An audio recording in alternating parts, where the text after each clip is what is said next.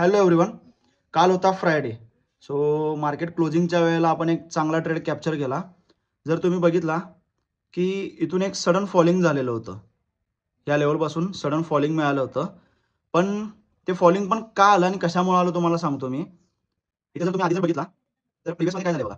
थर्सडेपासून इथे जर बघितलं तुम्ही थर्सडेपासून या लेवलपासून एक कंटिन्युअस रिजेक्शन येत होतं मार्केटमध्ये. इथं रिजेक्शन, इथं स्ट्रॉंग ब्रेक केला, परत या लेवलला गेला, रिजेक्शन आलं. सो इथं पण ऑलमोस्ट त्याच लेवलपासून मार्केटनं रिजेक्ट केलं. त्यानंतरनं जर बघितला तर माझ्या मार्केटमध्ये या दोन ट्रेंड लाईन होत्या. पहिली ट्रेंड लाईन स्ट्रॉंग ब्रेक केली आणि जर दुसरी ट्रेंड लाईन बघितला तर दुसरी ट्रेंड लाईन सुद्धा मार्केटने स्ट्रॉंग ब्रेक केली. पण ह्या पिरियडमध्ये माझा सेटअप कुठेच दिसत नव्हता. सो मी या रॅलीमध्ये मी कोणतीच मोमेंट कॅप्चर केली नाही. ठीक आहे. तर मी काय केलो, मी वाट बघितलो. माझी इथं खाली जर बघितलं तर एक स्ट्रॉंग लेवल होती. सो इथं मी जर तुम्हाला स्क्रीनशॉट देतो मी स्क्रीनवर 50.77 ला मी एंट्री प्लॅन केला.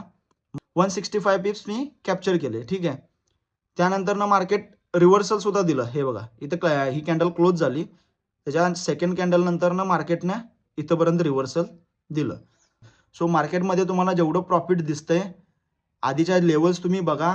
तुमचं ॲनालिसिस काय आहे, ॲनालिसिसच्या विरोधात काय करायचं नाही आपल्याला. सो मला इथून वाटलं रिजेक्शन येईल. मी इथं कॅन्डल क्लोज केली. माझा कॅन्डल क्लोजिंग झालं. त्या पिरियडमध्ये इथं माझी एंट्री मी क्लोज केली. That's it. सो मला तुम्हाला ते सांगायचं त्यामध्ये की तुमचा तिथं तुम्हाला सेटअप दिसतोय, त्या सेटअपवर विश्वास ठेवा आणि आधीमध्ये तुम्हाला अशा रॅली बघायला भेटतील.